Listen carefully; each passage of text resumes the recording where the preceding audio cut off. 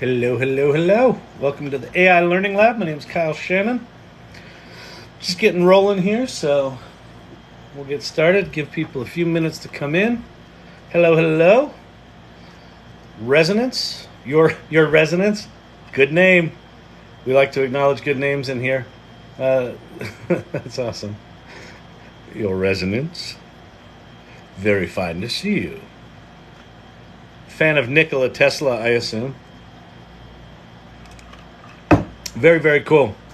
How's everybody doing? My name's Kyle Shannon. It's Friday night. What are you doing a Friday night?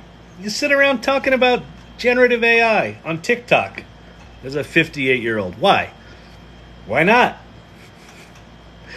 This is the AI Learning Lab. I'm an entrepreneur. I'm the co-founder and CEO of a company called Storyvine, which is an automated video storytelling platform. Happy to chat about that. I was also there for the early days of the World Wide Web. I co-founded a company called agency.com in the mid-90s. So had a big epiphany about that World Wide Web thing. And I thought, this is going to change the way we communicate. And started an agency. And sure enough, it's changed the way we communicate. And I didn't think I'd see another technological shift like that in my life. And then along came generative AI, and in particular ChatGPT, which changes the game, in my opinion. That this is profound on a level that is bigger than anything I've ever seen, right? This, to me, feels like steam engine significant or printing press significant. The World Wide Web was a pretty big deal, but this generative AI stuff is big deal. So anyway, that's who I am. I'm happy to answer any questions. If you have questions about AI, general shit, pop it down below. If you're gonna troll me, at least be creative.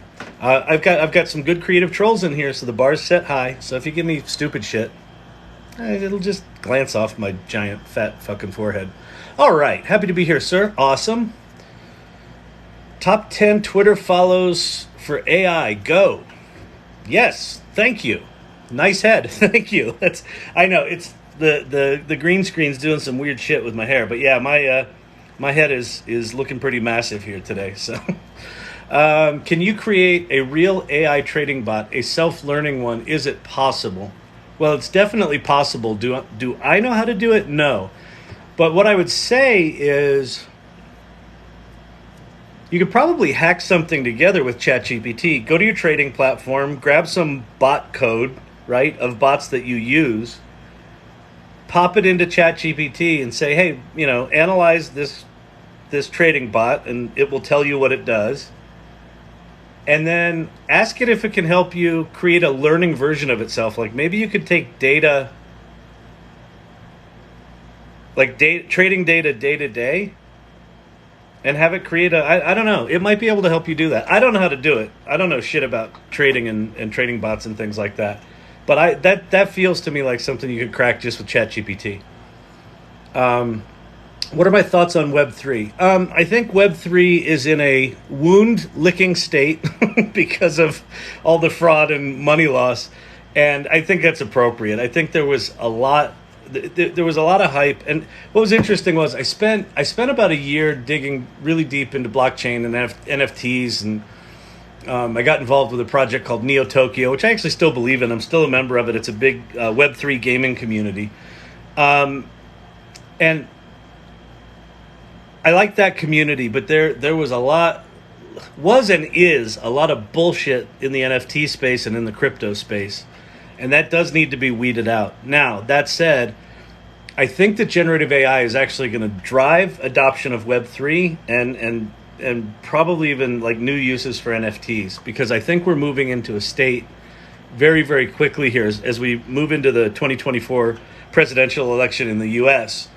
We're going to see just tons of misinformation and deep fakes and just all sorts of bullshit. And so I think it's going to create a demand for authenticity and verification. And was this a real human? Is this a real news story? Is this really what that person said? And I think that's a place where tokenization like blockchain and NFTs could come in handy. So I could see there being a real nice, complementary relationship between Web3 and generative AI. I think it's going to be needed. Whether or not it's actually blockchain or some other tokenization technology, I think that's less significant. But it could be good. Also, if you haven't heard of it, look up Sam Altman's Worldcoin, which is a cryptocurrency he's creating that's essential sole purpose is to verify humans. They send you a little orb and you put it on your eye. It scans your iris and verifies that you're human, and then it gives you some cryptocurrency. Whether or not his project succeeds at doing that or some other one does, I think, imagine having a Twitter where you know that every person on there is actually verified as a human and there's a person behind each one of those. That's a possibility, right?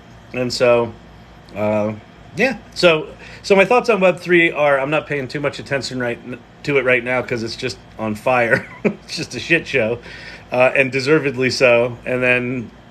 But it's a very interesting technology.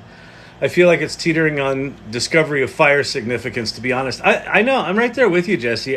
It's like, for me, like I kind of go fire, written language, printing press, industrial revolution, steam engine, industrial revolution, and then this. Like, it feels that big to me.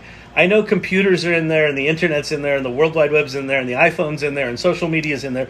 Those all feel like minor blips. Those all feel to me like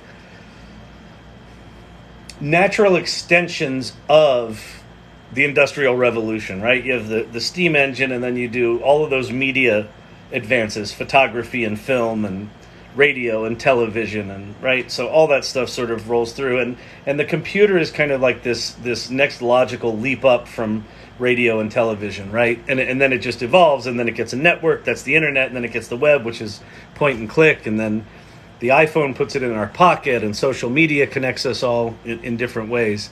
This generative AI stuff feels more like the steam engine. Feels like a big fucking deal, and it's here's why it feels different to me. If you think about, just at a base level, how you think about computing and data and writing programs. Historically, if I want to say, take this data set and then process it in some way and then have it generate an output, right? That's what all computer programs are. I've got to think really hard about, okay, well, what's the data coming in, and is it dirty data? Is it all consistent, or is it inconsistent? Is it unstructured data, or is it structured data? And then I have to write logic to clean the data up and put the data in some sort of form I can use. And then I need to write logic to process the data, and I got to think about, how might people use this data? Well, one way they could use it is A, and another way they could use it is B. And so I'm going to write those two frameworks, and and everything is this conscious, logical construct that we've got to kind of plug these Lego blocks together to get whatever the intended outcome is. The generative AI stuff is much more like, here's a blob of data. Here's all of the internet, right? Here's all of the public internet. Go ahead, interact with it as if you've got that knowledge. Out it comes. When you think about, doing data analysis, if you haven't seen the videos on code interpreter that's coming for ChatGPT, go look at that. It's absolutely insane. It's a full-on data analyst with a click of a button.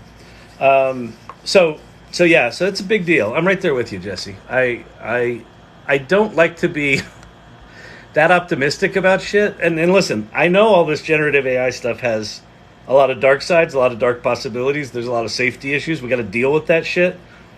But assuming we do that, the potential positive impact here is staggering. Like staggering. All right.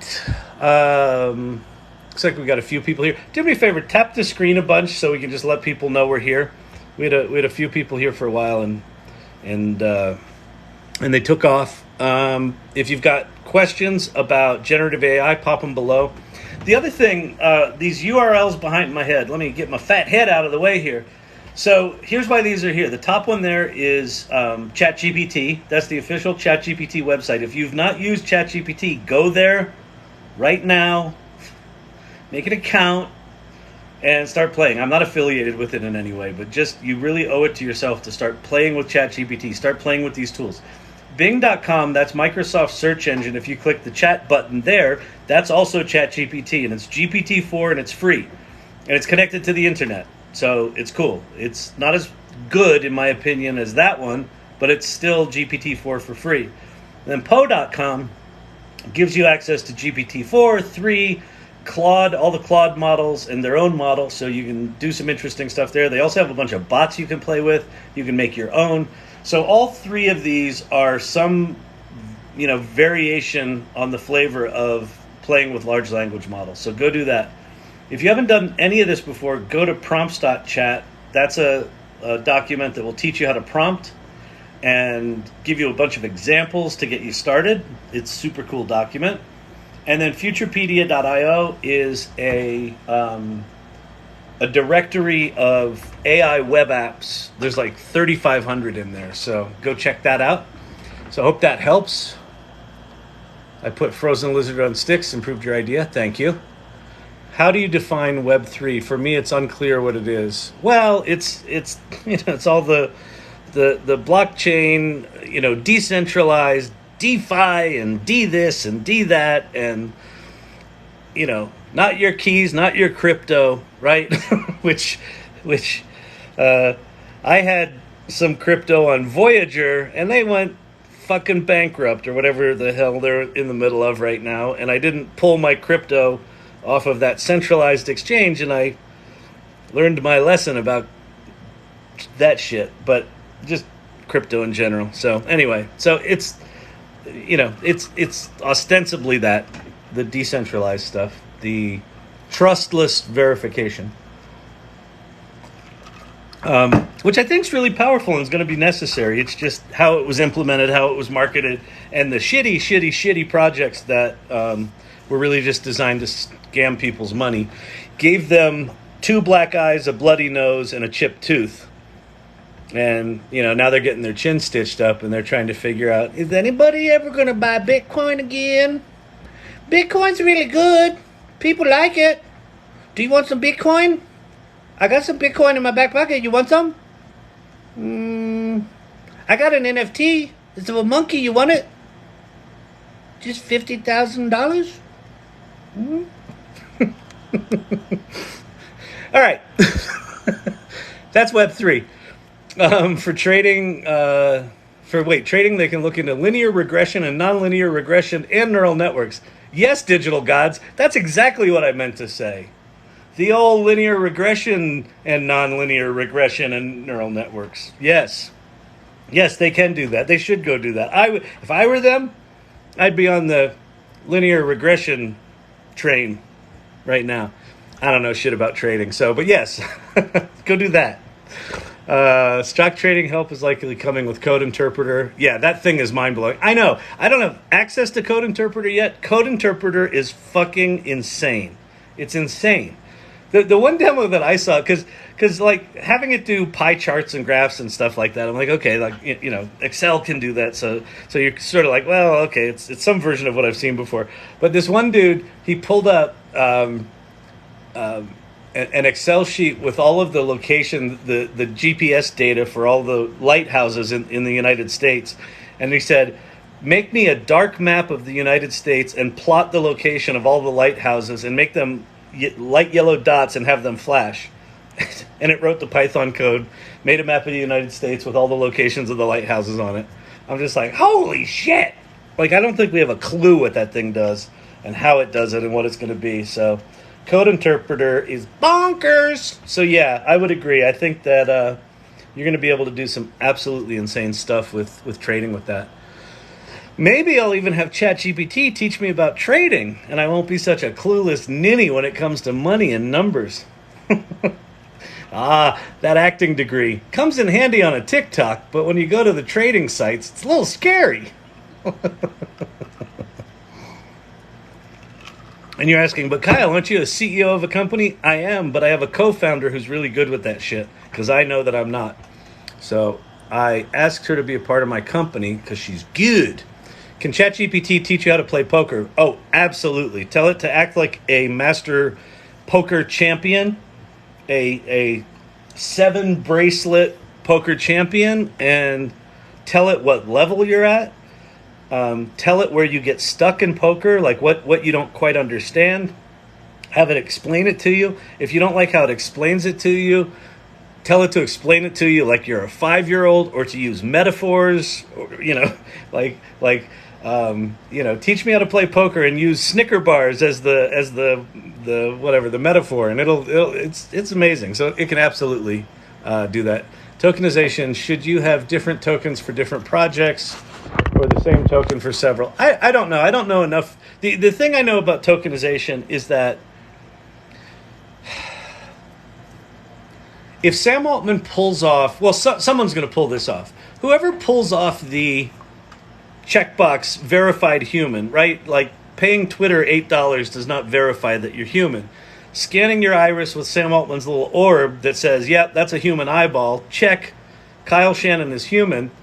I would see that as being sort of the first token, right? That says the person that typed this message is human. And then you could also have a whole token system for the messages. You could have a Twitter-like system that says, yeah, a real person wrote the message, and then there could be another token that says, yeah, this is the message that was written by this guy, and it hasn't changed, right? And then you could do the same with all the responses. So I would think that you're going to see a fabric of token protocols and technologies that are all doing different things. One might be for identity, one might be for content verification, one might be for, guaranteed not modified, or modified by some other person, right? So I don't think it's going to be a single system. You hit the point in the head. We need the data. We need the data. Give us the data. It's all about the data. In fact, if you hear Sam Altman talk about ChatGPT and why it's so good, he said when they got their heads around the transformer technology that Google invented, and he realized that the more compute power and the more quality data that you dump into this thing, the better it gets. They spent a lot of years like digging into all the corners of the internet, finding data sources, getting them in forms that they could ingest them and embed them and tokenize them. So it's all about the data, and apparently that's why GPT-4 is better than all the others, and it really is. Against Bard is laughably bad compared to GPT-4. Claude, the Anthropic models are pretty good, but they're not GPT-4. Like, it's better. And listen, at some point, someone will have something better than them, and if they've got their shit together, then GPT-5 will stay on the top of the mountain. But that's why it's good. All right, emergent properties like generative AI are not magic. Wait, it is being demonized to scare you. No, it's not magic, but it is magical, right? It's a prediction engine. But isn't it Arthur C. Clarke that says any sufficiently advanced technology is indistinguishable from magic? That's where we are with ChatGPT right now. It's just a prediction engine, word by word prediction, and it's a fill in the blanks engine, or a completion engine. But it's sophisticated enough, and its knowledge base is broad enough that it like there's just never been anything put in the hands of mere mortals that's been like that. But it's totally being demonized. I agree with you on that point. I think that, for me, I feel like we have a default mode with AI, thanks to Hollywood for the past 50 years, that the robots are going to kill us, right? 2001: A Space Odyssey, Terminator, all that sort of stuff. The robots are coming, the AI is going to kill us. So I think, what do we have, 2 or 3 generations in that? Probably 2.5 generations of just being AI's the bad thing, AI's the bad thing, AI's the bad thing. And then all of a sudden it's like, here's AI. Oh, and by the way, it is going to take your jobs, and it really is fucking powerful, and it is mind-blowing, and holy shit, are all those science fiction movies right? So I think people have this predisposition to the robots are going to kill us. Why this channel exists is to talk to people about just go play. Just go play, experience it for yourself. Because once you start to understand that this is a tool that gets to augment us, it makes us better, and it gives us superpowers, then it gets a lot less scary and it gets a lot more exciting. ChatGPT Plus, what would I get with a subscription that I don't get with the free version? Let me show you. Let's go to the videotape. Ba ba ba ba ba da ba bow. Ba da ba ba da ba bow. Okay, so when you come to ChatGPT, if you're paying for GPT Plus, ChatGPT Plus, you get that little yellow flag. So that little icon costs $20 a month. Just to orient you here. So if you've never been to ChatGPT, this is your chat history, basically, or your prompt history. And it remembers all the stuff you have. There's danger in using that, but I can talk about that. Then you've got GPT 3.5, which is the one you get for free. They also call it GPT Turbo if you're not paying for it. And I still use GPT 3.5 a lot because it's super fast. So it's still good. Now, if you pay for GPT 4, you get access to regular GPT 4, which is fucking brilliant, but slow. You get Browse with Bing, which is GPT 4 connected to the internet, and then you get plugins. As they add other features, GPT Plus members are going to get the other features. The next one I'm waiting for, the one I want to fill in right here, is Code Interpreter, which that's a whole nother level of fuckery, data fuckery. So that's how you get access to it. That's what you get if you pay for it. Now, if you've paid for it and you don't see these additional two options, the two betas, Browse with Bing and plugins, there's one thing you have to do. You have to go to your settings. So I'm going to click on my name, go to settings, and then in your settings, there's these beta features, and you turn them on. So Browse with Bing is turned on, plugins is turned on. So that's how you enable them once you have it. And that's what it gives you. So, yeah. And the plugins are kind of insane. So the way it works is you click plugins, then you have whatever plugins you have installed are in a list here, and you can go to the plugin store to find more. And when you go to the plugin store, hold please, you have 139 pages of 4 plugins each. So we're getting up there. We're almost at 600. We're like 500 and change. So that's a lot of plugins. That's a lot of plugins. And then you can just sort of cruise through them. You can search for things like, I don't know, let's say writer. So there's content rewriter, there's copywriter. Send a URL and get sales copywriting suggestions for any page. Let's install that. So I'll show you how to do this beginning to end. So we're going to grab copywriter. So now it's installed. And I'm going to go back here to my little drop-down menu. In any given session, you can enable up to 3 of these things. So I'm going to turn off Prompt Perfect. And I'm going to leave on Copywriter, which is down here at the bottom. Okay, so now it's installed. So what does it say? It says, send a URL and get sales copywriting suggestions for any page. Okay, so I'm going to go to my site, Storyvine. This is my company, storyvine.com. Boom. We make video storytelling auto magic. Look at that fat face. Look, that's Fatty. He looks like Rosie O'Donnell. Okay, so I'm going to copy the URL here. I'm going to go back to ChatGPT. You can make money with ChatGPT. And then I'm going to put in, please write me some marketing copy and a series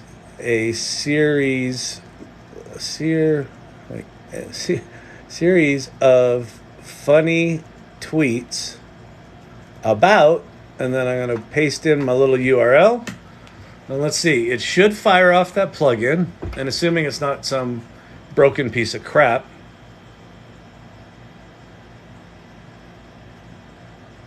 Maybe I just need to put in the URL and not put in a prompt. All right, it looks like that plugin is not working. Well, that's disappointing. Oh, you stupid technology. Oh, dang it. All right, let's go back to the plugin store. Type in writing. We're going to uninstall that because that was a piece of doggy doo-doo. Content writer. Enter any URL and have the text content rewritten for you. We'll try that one. We'll try one more of these. This is a pile of dog poo. That's the other thing about the plugins right now is they really are they're hit or miss whether they work or not. They're most of them are bad. I'm sorry for the confusion, but as an AI model, I'm not allowed to see the internet, which is bullshit. Enter any URL and have the text context. So let's see, rewrite that. All right, now it's using the plugin. I guess we had to tell it to rewrite. Storyvine is your go-to platform for creating professional edited videos in a matter of minutes. Our guided video system makes the process of video storytelling not just automatic, but automagic. Oh, that's pretty good. That's clever. We ensure the human touch remains intact for your videos, which is true, eliminating the need for editing on your part. We bridge the gap between professional and user-generated content, offering unique AutoMagic app that provides structure, speed, and scalability. You can sign up directly in the app and experience the magic of effortless video creation today. That's not bad.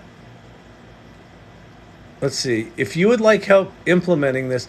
Oh, this is really interesting. Okay, so here's what this is. The last paragraph here. If you would like help implementing this or with any other content marketing, branding, selling, pitching, or closing task, go to the Create More Customers agency. So this plugin is an ad for an agency. That's pretty slick. Now, I assume not many people are using that plugin, but that's a slick little piece of advertising. Very interesting. Very, very, very interesting. All right. Let me flip the camera back and turn back on my little background. Bow. Wait, what? Daytime live? I know. I'm going out tonight, so I just decided to hop on here early. And there was like a bunch of people in here for like a hot second, and then it's just like nobody's here. So actually, if you would do me a favor, if you would share this live or like hit the like button a bunch. How do you hit the like button? Double tap? That's Code Interpreter. Wait, what's Code Interpreter? I didn't have Code Interpreter, did I? No, I didn't. Sam Altman has an eyeball orb. Tell me more. Okay, so he's got a company called... Wait, not sure if everyone in this chat has seen you use the Instacart plugin, but that was badass. Okay, I'll go do that.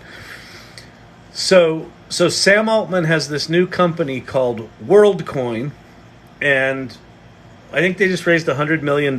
You know, a little seed round of $100 million, which, you know, when you raise $10 billion for your other company, $100 million is like a cute little startup. So he's got this cute little startup called Worldcoin, and they got, you know, some cash.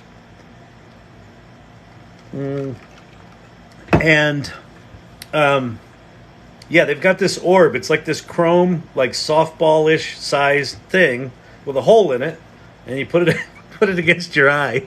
I know this all sounds creepy as fuck. I mean, this totally does sound like, the robots are going to kill us. But what it's doing is it's verifying that you're human. So, like, this thing probably has some sort of blockchain verified chip in it that's tied to you, that's tied to your address, that's tied to your social security number.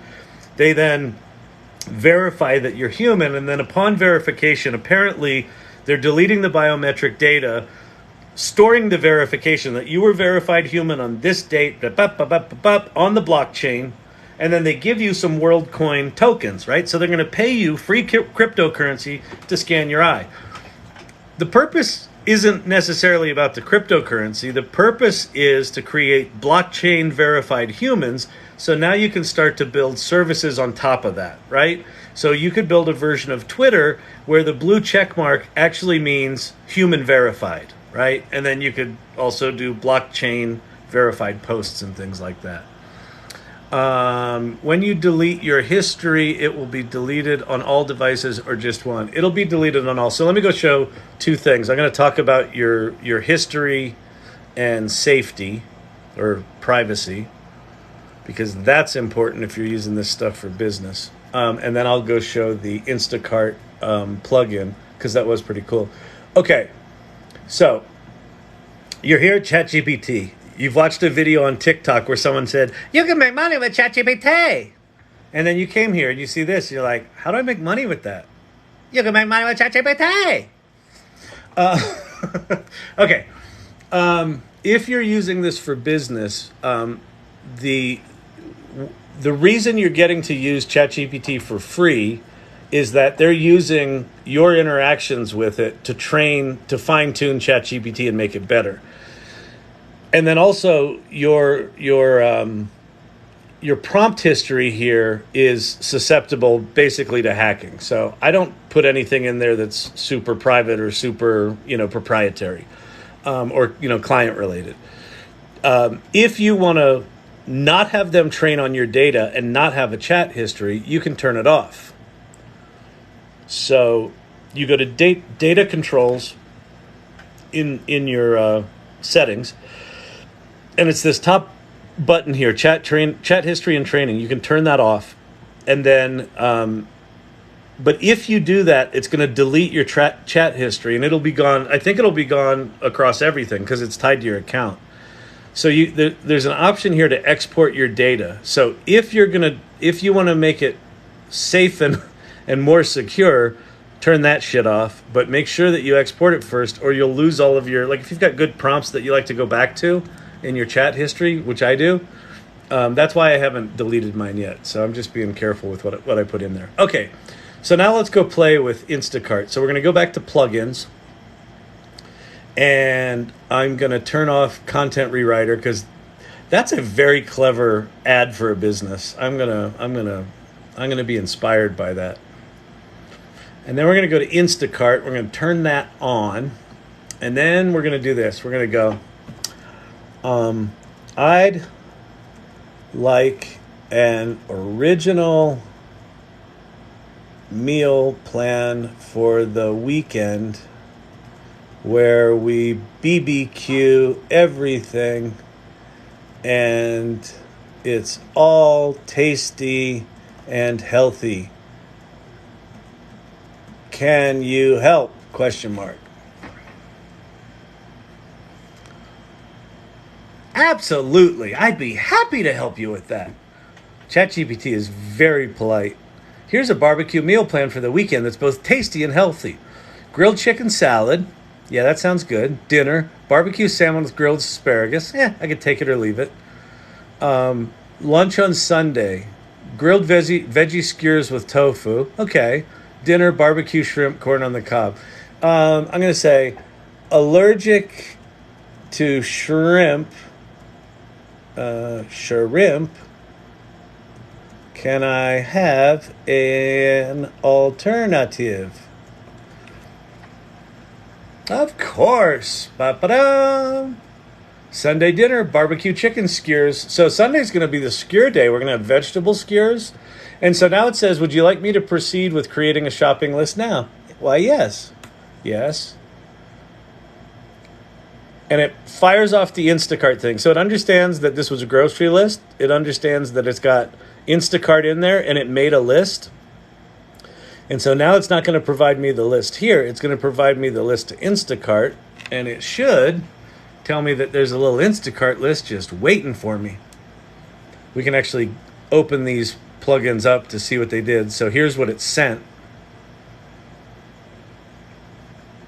And so now we're waiting for Instacart to respond. Come on, Instacart.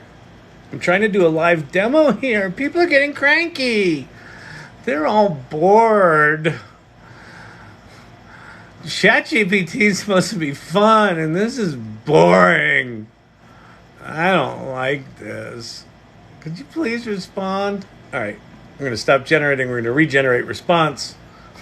we're gonna fire off another request to their servers. Maybe they're a little busy.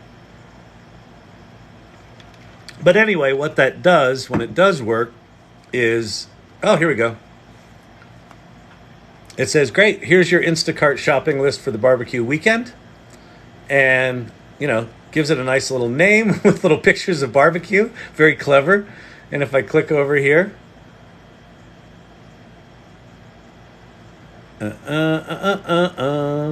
there's all of the stuff it gave me. Corn on the cob, chicken breast, barbecue sauce, salmon fillets, cherry tomatoes, mixed salad, grilled chicken breast.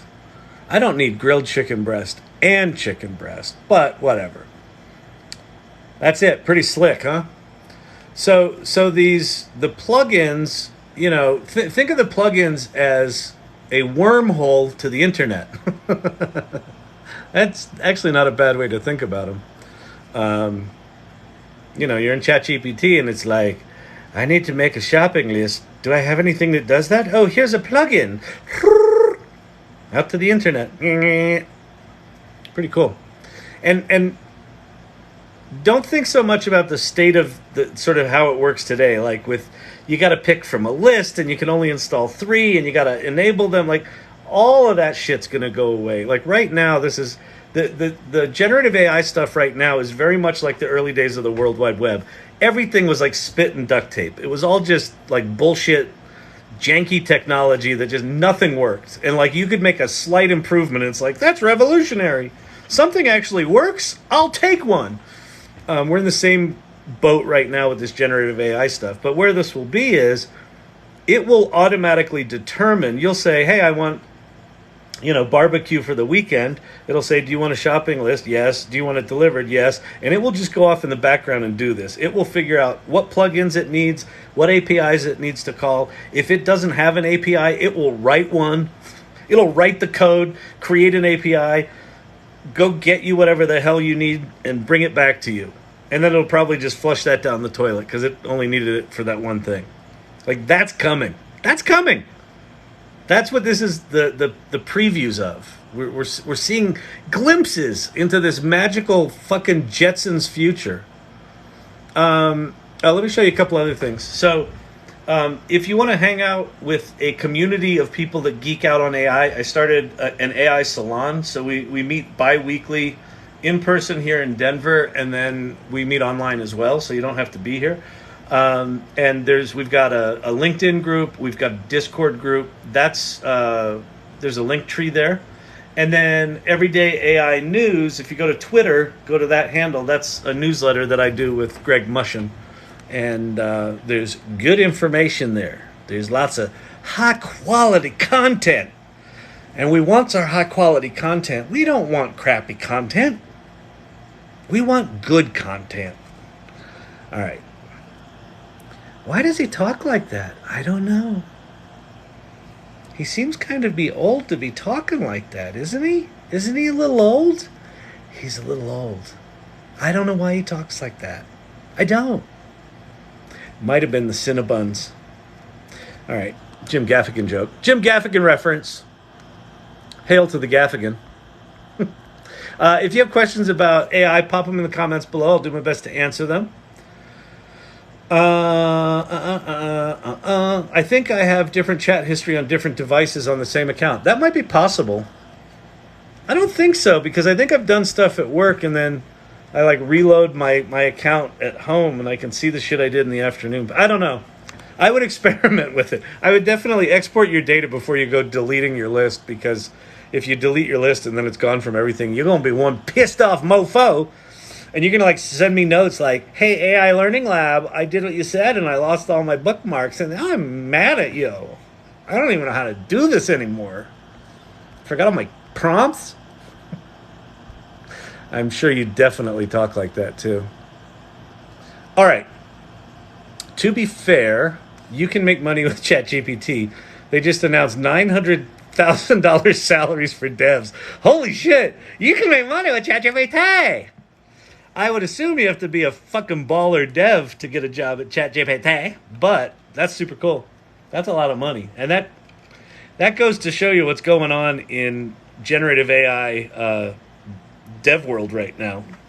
This is so hot. Everyone is trying to figure this shit out. So if you're an engineer or developer and you're not AI literate right now, that's a dumb move. I would go immediately here. Actually, if I were a developer, go to GitHub and start pair programming with Copilot. Get good at that, because all programming jobs are probably going to require that within a year. Or they might not even require it. It will just be the amount of work that they expect from their developers will only be able to be done with some sort of programming with a large language model. I'd say Microsoft is winning the personal assistant race with Bing currently. Yeah, I wouldn't call Bing a personal assistant right now. Bing is going to have access to the plugins, so they've already announced that. So it'll have access to all these. That'll make it a bit more agent-like. For me, the agents are when they start autonomously doing things for you. Like that kind of did it, where it went off. Like after it wrote a or after it created the meal plan, it said, "Do you want a shopping list?" And then when I said yes, it went off and created that on Instacart. So it's in the neighborhood, but the way I see agents is it will be much more like I'll have like a little dude on my phone or whatever, and I'll say, "Hey agent, go book me some tickets for that vacation, order flowers for my anniversary, get dog pellets, whatever." And it'll just go off and do shit for you. So that's we don't really have agents right now. We have incredibly powerful tools. Don't get me wrong. These tools are fucking amazing. But I would say Microsoft and OpenAI together, they're like a really good pair right now. They're kicking some major ass. They're redefining the whole tech space right now. And the whole business space, quite frankly. I don't know. Did you see the McKinsey report? If you go to hang on. If you go to Twitter and go to no, that's not what I wanted to do. He's so old. He tries. It's very charming. If you go to Twitter and go to this Everyday AI News, I think it's the last thread I have in there, Twitter thread, is on the McKinsey report. So McKinsey just came out with how big is generative AI going to be in the business world? Pretty fucking big. Big. So I have a Twitter thread on that, and it talks about it. It's pretty cool. All right. I'd share you live, but all my friends and family are annoyed with me for talking about AI so much. Right there with you, buddy. Yeah, you don't have to share it. Yeah, I know. I don't have an answer for that. What? Is there something else I can help with? What the hell just happened? Oh, it's Siri. An autonomous agent heard something I said and thought I was calling it. That scared the shit out of me. Siri just was like, "Hey, I'm here. Not talking to you, lady." "You mentioned autonomous agent. How can I be of assistance?" "You could suck less."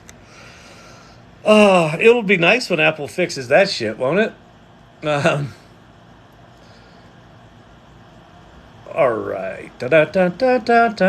What is the goal for the Instacart plugin? The goal for the Instacart plugin is to have people use ChatGPT to do things like come up with meal plans.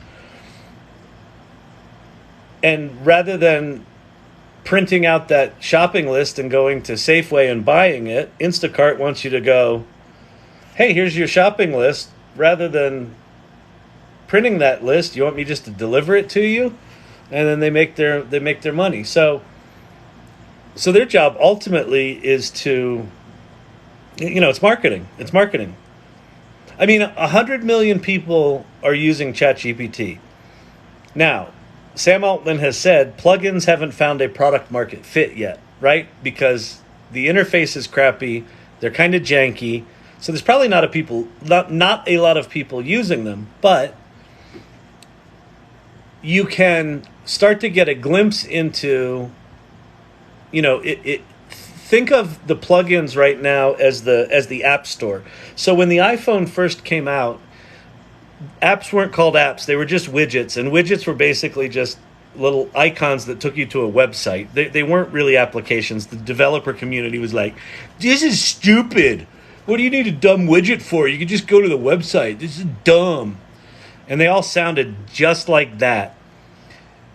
And then they evolved and they got better and they figured out what the App Store ecosystem was, and they launched the App Store, and the rest is history. And so now your phone is this sort of multimodal device that does all this shit because of the App Store.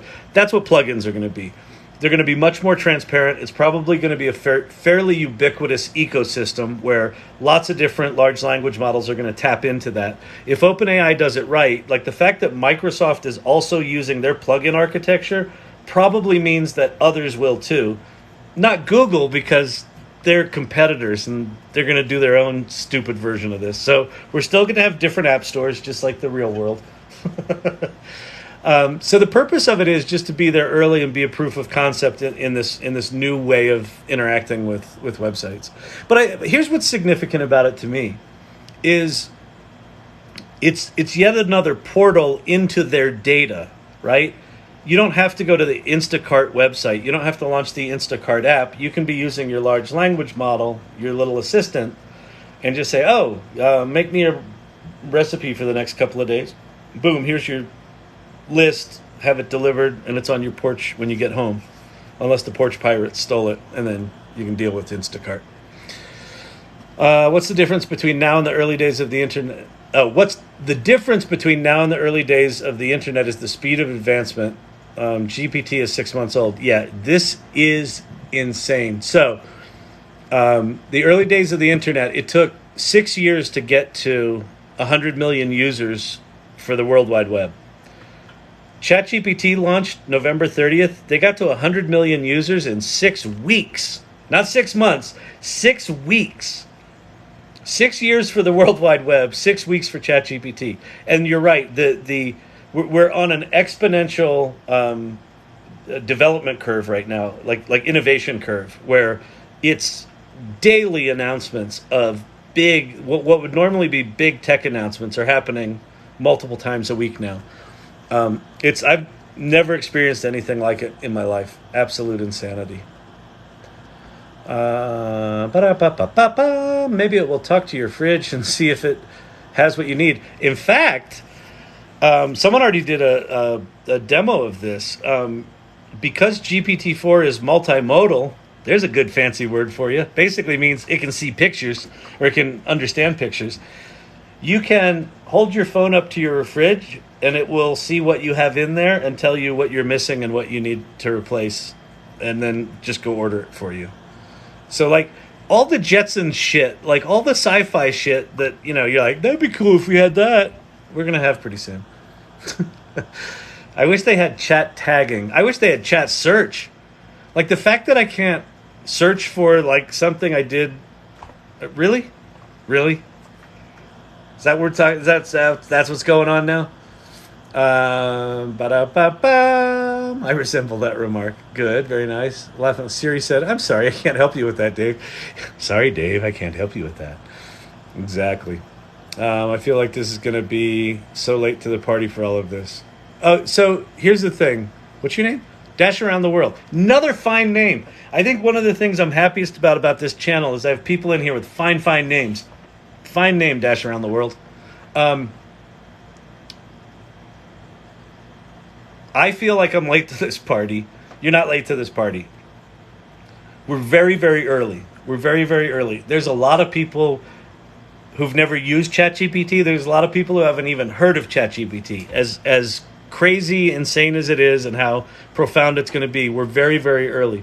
The whole reason this channel exists, the whole reason I'm doing this, is to get people curious, demystify this, just get people off the sidelines, right? I think the worst thing you could do right now is sit back and go, well, it's not perfect. I'll wait till it's perfect. Or, the robots are going to kill us. It's a demon spawn. I won't interact with it. Well, that's going to be at a lot of people's, peril. Not peril, but at their disadvantage.